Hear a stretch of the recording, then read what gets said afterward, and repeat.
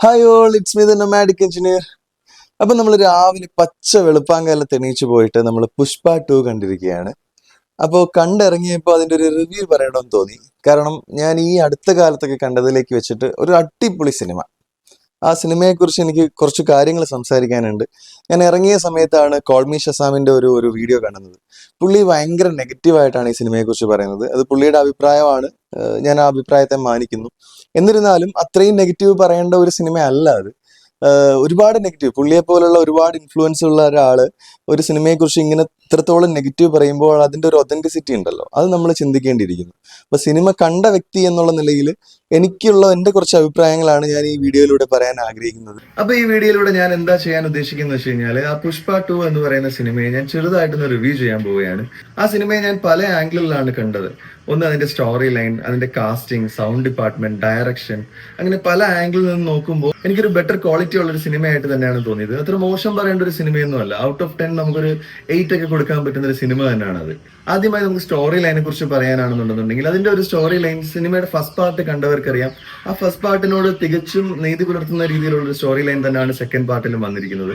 First part ഇഷ്ടപ്പെട്ടവർക്ക് തീർച്ചയായിട്ടും അതിന്റെ second part ഇഷ്ടപ്പെടും. കാരണം ആ ഒരു സ്റ്റോറി ലൈൻ അതേപോലെ തന്നെ കണ്ടിന്യൂ ചെയ്തുകൊണ്ട് പോകുന്നുണ്ട്. ഫസ്റ്റ് പാർട്ടിൽ പുഷ്പയുടെ ഒരു റൈസ് ആണ് പറയുന്നുണ്ടെന്നുണ്ടെങ്കിൽ, പുള്ളി ഒരു പൊസിഷനിൽ എത്തിയിട്ട് പുള്ളി റൂൾ ചെയ്യുന്ന ഒരു കുറെ കാര്യങ്ങളാണ് സെക്കൻഡ് പാർട്ടിൽ കാണുന്നത്.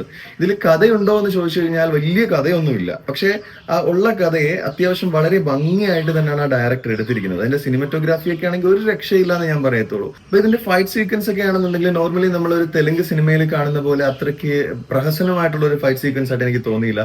പല കാര്യങ്ങളും നമുക്കൊരു സാധാരണ മനുഷ്യന് ചെയ്യാൻ പറ്റാത്ത കാര്യങ്ങൾ തന്നെയാണ്. പക്ഷെ ആസ് എ സിനിമ നമ്മൾ നോക്കുമ്പോൾ അതിന്റെ ഒരു ക്വാളിറ്റി, അതിന്റെ ഒരു മേക്കിംഗ് ക്വാളിറ്റിനെ കുറിച്ചാണ് ഞാൻ പറയാൻ ആഗ്രഹിക്കുന്നത്. ആ ഒരു ആംഗിളിൽ നിന്ന് നോക്കുമ്പോഴത്തേക്ക് ഒരിക്കലും അതൊരു മോശം ഫൈറ്റ് സീക്വൻസ് ആയിട്ട് എനിക്ക് തോന്നിയില്ല. ഇതിലും ഒരുപാട് പ്രഹസനമായിട്ടുള്ള ഫൈറ്റ് സീക്വൻസ് നമ്മൾ പല സിനിമയിലും കണ്ടിട്ടുണ്ട്, വിജയിച്ച സിനിമയിൽ ഒരുപാട് കണ്ടിട്ടുണ്ട്. ഇതിനെ അതുകൊണ്ട് തന്നെ എനിക്ക് ഒട്ടും മോശമായിട്ട് തോന്നിയില്ല. ആ സിനിമകളോളം ഇപ്പൊ KGF ഒക്കെ കണ്ട നിങ്ങൾക്കറിയാം, ഒരാൾ നിന്നിട്ട് എത്രയോ പേരെ അടിക്കുന്നതാണ് കാണിക്കുന്നത്. അതുപോലെ തന്നെയുള്ള കുറേ കാര്യങ്ങളൊക്കെ ഇതിനകത്ത് വരുന്നുണ്ട്. പക്ഷെ അതിനെയൊക്കെ മോശം പറയുന്ന ചില സിനിമ റിവ്യൂവേഴ്സിനെ ഞാൻ കണ്ടു. ആ ആളുകൾക്കൊക്കെ KGF ഇഷ്ടപ്പെട്ടു, ഇല്ലെങ്കിൽ അതുപോലുള്ള പല സിനിമകളും ഇഷ്ടപ്പെട്ടിട്ടുണ്ടെന്നുണ്ടെങ്കിൽ ഈ സിനിമ ഇഷ്ടപ്പെടാതിരിക്കേണ്ടതായ ഒരു കാരണങ്ങളുമില്ല. ഒരു സിനിമ എടുക്കുമ്പോൾ എപ്പോഴും അതിലൊരു കേന്ദ്ര കഥാപാത്രത്തെ മുൻനിർത്തിയായിരിക്കും ആ സിനിമ പൊയ്ക്കൊണ്ടിരിക്കുക. ആ കേന്ദ്ര കഥാപാത്രത്തിന് ചിലപ്പോൾ 4-5 ആളുകളെ അടിക്കാനുള്ള ഒരു ശക്തി ഉണ്ടായിരിക്കും, ഒരു പവർ ഉണ്ടായിരിക്കും, ഒരു പവർഫുൾ മനുഷ്യനായിരിക്കും ഈ ആക്ഷൻ സിനിമകളിലെ ഹീറോസ് എല്ലാവരും. അതുപോലെ തന്നെ ഒരു ആളാണ് ഇപ്പൊ ഫസ്റ്റ് പാർട്ടിൽ തന്നെ കാണിക്കുന്നുണ്ട്. പുഷ്പ എന്ന് പറയുന്ന ഒരാള് താഴത്തെ ലെവലിൽ നിന്ന് വളർന്നു വരുന്ന ഒരാളാണ്. അപ്പൊ അയാൾക്ക് സാധാരണക്കാരനില്ലാത്ത ഒരു ചെറിയ ശക്തി ഉണ്ട്. ആ ഒരു ശക്തിയെ മാത്രമേ ഈ സിനിമയിൽ ഒന്ന് പ്രൊജക്ട് ചെയ്ത് കാണിക്കുന്നുള്ളൂ. അതിനപ്പുറത്തേക്ക് അതിനെ മോശമായിട്ട് കാണേണ്ട ഒരു സാധനങ്ങളും അതിലില്ല. അടുത്ത ഈ സിനിമയുടെ കാസ്റ്റിങ്ങിനെ കുറിച്ചാണ് പറയേണ്ടത്. കാസ്റ്റിംഗിൽ ഫഹദ് ഫാസില് ഫസ്റ്റ് പാർട്ടിൽ ചെയ്ത അതേ ഒരു മാനറിസവും കാര്യങ്ങളും തന്നെയാണ് ഇതിൽ പിന്തുടരുന്നത്. ഒന്നിച്ചെടുത്തത് കൊണ്ട് തന്നെ ആവണം, അതിൽ നമുക്ക് ഒരു മാറ്റങ്ങളൊന്നും തോന്നിയിട്ടില്ല. അതേ ഇത് കണ്ടിന്യൂ ചെയ്ത് പോകുന്നതായിട്ട് തന്നെയാണ്. പിന്നെ പറയാനുള്ളത് എനിക്ക് രശ്മികയുടെ ക്യാരക്ടറിനെ കുറിച്ചാണ്. രശ്മികയുടെ ക്യാരക്ടറിനെ കുറിച്ച് പറയാനാണെന്നുണ്ടെങ്കിലും ആപ്റ്റ് ആയിട്ടുള്ള ഒരു ക്യാരക്ടർ തന്നെയാണ് അത്. ഈ സിനിമയിൽ 1-2 സ്ഥലങ്ങളിൽ മാത്രം രശ്മികയുടെ ക്യാരക്ടർ എവിടേക്കോ ഇച്ചിരി ഓവറായിട്ട് തോന്നിയിട്ടുണ്ടെന്നുണ്ടെങ്കിലും അത്യാവശ്യം കുഴപ്പമില്ലാതെ തന്നെയുള്ള ഒരു ക്യാരക്ടർ ആയിരുന്നു രശ്മികയുടേത്. പിന്നെ കാസ്റ്റിംഗിൽ നമുക്ക് പറയാനുള്ളത് ഫഹദ് ഫാസിലിനെ കുറിച്ചാണ്. ആവേശം സിനിമ കണ്ട എല്ലാവർക്കും അറിയാം ഫഹദ് ഫാസിലിന്റെ റേഞ്ച് എന്താണ്. പുള്ളി ഹ്യൂമർ ആണെന്നുണ്ടെന്നുണ്ടെങ്കിലും വയലൻസ് ആണെന്നുണ്ടെന്നുണ്ടെങ്കിലും എല്ലാം കൈകാര്യം ചെയ്യുന്ന ഒരു രീതി, ആ സെയിം മാനേഴ്സ് ഇതിനകത്തും കൊണ്ടുവന്നിട്ടുണ്ട്. പുള്ളി ഷസാമിന്റെ റിവ്യൂല് പറയുന്നുണ്ടായിരുന്നു ഫഹദ് ഫാസിലൊക്കെ എന്തിനോ വേണ്ടി ചെയ്യുന്നു, എന്തൊക്കെയോ ചെയ്യുന്നു. അങ്ങനൊന്നും അല്ല കേട്ടോ. ഫഹദ് ഫാസില് പുള്ളിക്ക് കൊടുത്തിരിക്കുന്ന ആ ക്യാരക്ടറിനോട് മാക്സിമം നീതി പുലർത്തിയിട്ടുണ്ട്. അത്യാവശ്യം നല്ല പുള്ളിയുടെ ഒരു പ്രകടനം തന്നെ ഈ സിനിമയിൽ കാഴ്ചവെച്ചിട്ടുണ്ട്. പിന്നെ വില്ലന്മാരായിട്ട് വന്നവരുടെ കാര്യം പറയാനാണെന്നുണ്ടെങ്കിൽ, നമ്മളൊരു പാൻ ഇന്ത്യ ലെവലിലേക്കാണ് ഈ സിനിമ എപ്പോഴും കാണേണ്ടത്. ആ ലെവലിലേക്ക് വില്ലന്മാർ അത്രയും വന്നിട്ടുണ്ടോ എന്ന് വെച്ച് കഴിഞ്ഞാൽ ഡൗട്ടാണ്. ഈ ഒരു സിനിമയിൽ മെയിൻ ലീഡ് ചെയ്യുന്നത് ഫഹദ് ഫാസിലിന്റെ ക്യാരക്ടറും അല്ലു അർജുന്റെ ക്യാരക്ടറുമാണ്. പിന്നെ ഈ സിനിമയിൽ എനിക്ക് ഭയങ്കര നെഗറ്റീവായിട്ട് തോന്നിയ ഒരു കാര്യം എന്ന് പറയുന്നത് പാസമാണ്. ആവശ്യമില്ലാത്തടത്തൊക്കെ കുറച്ച് പാസം കയറ്റിയിട്ട് കുറച്ച് ലാഗ് അടിപ്പിക്കുന്നുണ്ട്.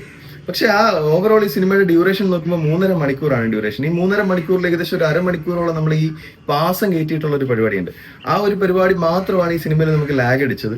വേറെ ഈ 3.5 മണിക്കൂറും നമുക്ക് അത്ര ലാഗ് ആയിട്ട് തോന്നിയില്ല. സിനിമ കണ്ടുകൊണ്ടിരിക്കാം, നല്ല രീതിയിൽ തന്നെ കണ്ടുകൊണ്ടിരിക്കാം. പിന്നെ ഈ സിനിമയുടെ സിനിമറ്റോഗ്രഫി, മേക്കിംഗ് ഒക്കെ നോക്കുകയാണെന്നുണ്ടെങ്കിൽ, ആ ഫസ്റ്റ് പാർട്ടിൽ എന്താണോ ചെയ്തിരുന്നത് ആ ഒരു സിനിമറ്റോഗ്രഫി തന്നെയാണ് കണ്ടിന്യൂ ചെയ്ത് പോകുന്നത്. അതായത് ഒരു കാടും ആ കാടിൻ്റെതായിട്ടുള്ള ആ ചന്ദനക്കിടത്തും റിവറും ഒരു ഗ്രാമങ്ങളും അങ്ങനെയുള്ളതൊക്കെ തന്നെയാണ് ഇതിൽ പോകുന്നത്.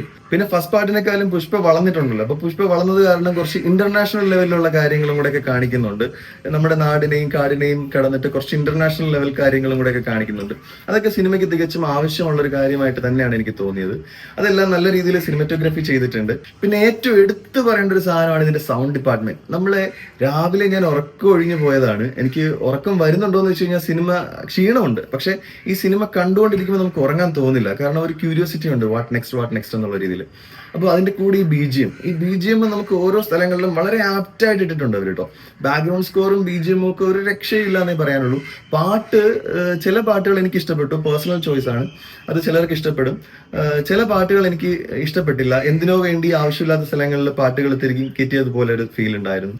പിന്നെ ഇതിൽ പറയാനുള്ള ഏറ്റവും നല്ലൊരു സാധനം എന്ന് പറയുന്നത് ഇതിന്റെ ഡയറക്ഷനും എനിക്ക് ഒരു രക്ഷയില്ല. Sukumar, really hats off you. നിങ്ങൾ ആ ഫസ്റ്റ് ചെയ്തിരുന്ന അതേ സാധനത്തിന് നീതി പുലർത്തി തന്നെ സെക്കൻഡ് ചെയ്തിട്ടുണ്ട്. കാരണം ഫസ്റ്റ് നമ്മളൊരു സിനിമ കാണുമ്പോൾ നമ്മൾ ഒരുപാട് എക്സ്പെക്ടേഷൻ വെച്ചിട്ടായിരിക്കും നമ്മൾ സെക്കൻഡ് ഒരു പാർട്ടിന് പോവുക. അപ്പൊ അങ്ങനെ ഒരു എക്സ്പെക്ടേഷൻ വെച്ചുകൊണ്ട് തന്നെ നമുക്ക് ഈ സെക്കൻഡ് പാർട്ടും കാണാൻ പോകാം എന്നുള്ളത് നിങ്ങളുടെ ഒരു കഴിവ് തന്നെയാണ് സുകുമാർ. അപ്പൊ ഇതിന്റെ കൺക്ലൂഷൻ എന്താണെന്ന് വെച്ച് കഴിഞ്ഞാൽ നമുക്കൊരു ഔട്ട് ഓഫ് 10 8 പോയിന്റ് കൊടുക്കാൻ പറ്റുന്ന ഒരു സിനിമയാണിത്. അപ്പൊ ബാക്കി 2 പോയിന്റ് എവിടെയാണ് നമ്മൾ കുറച്ചതെന്ന് വെച്ച് കഴിഞ്ഞാൽ, ഒന്ന് കുറച്ച് പാസം കയറ്റി പുള്ളി കുറച്ച് ലാഗ് അടിപ്പിച്ചിട്ടുണ്ട്. പിന്നെ രണ്ടാമത്തെ കാര്യം, ആവശ്യമില്ലാത്ത സ്ഥലത്ത് സോങ് തിരികെ കയറ്റിയതായിട്ടും എനിക്ക് തോന്നി. അപ്പൊ ആ 2 കാര്യത്തിന്റെ പേരിലാണ് ഞാനൊരു 2 പോയിന്റ് കുറച്ചത്. ബാക്കി എല്ലാ കാര്യങ്ങളും വെച്ച് നോക്കാനാണെന്നുണ്ടെങ്കിൽ ഒരു ഔട്ട്സ്റ്റാൻഡിങ് സിനിമ തന്നെയാണ് പുഷ്പ 2. നിങ്ങൾക്ക് കൊടുക്കുന്ന കാശിന് വർത്താണെന്നുള്ളതാണ് എന്റെ ധാരണ. അപ്പം അത് ഓരോരുത്തരുടെയും പേഴ്സണൽ ചോയ്സ് ആണ്. ഞാൻ എന്റെ കണ്ണിലൂടെ കണ്ടപ്പോൾ എനിക്ക് ആ സിനിമ ഇഷ്ടപ്പെട്ടു. അത് ഓരോരുത്തരുടെയും, ഇപ്പൊ ഷസാമിന് അത് ഇഷ്ടപ്പെട്ടില്ല. ഷസാം അത് വീഡിയോയിൽ പറയുന്നുണ്ടായിരുന്നു, ഇത് പുള്ളിയുടെ ആംഗിളാണ്. അപ്പൊ എന്റെ ആംഗിളിൽ എനിക്കത് ഓക്കെ ആണ്. അപ്പം നിങ്ങൾ കാണുന്ന ആളുകൾക്ക് അത് ഓക്കെ ആണോ ഇല്ല എന്നുള്ളത് നിങ്ങളാണ് തീരുമാനിക്കേണ്ടത്. അപ്പം അതിന് ഞാൻ കളഞ്ഞ ടൈമും ക്യാഷും വേസ്റ്റ് ആയിട്ടില്ല എന്നുള്ളതാണ് എന്റെ അഭിപ്രായം.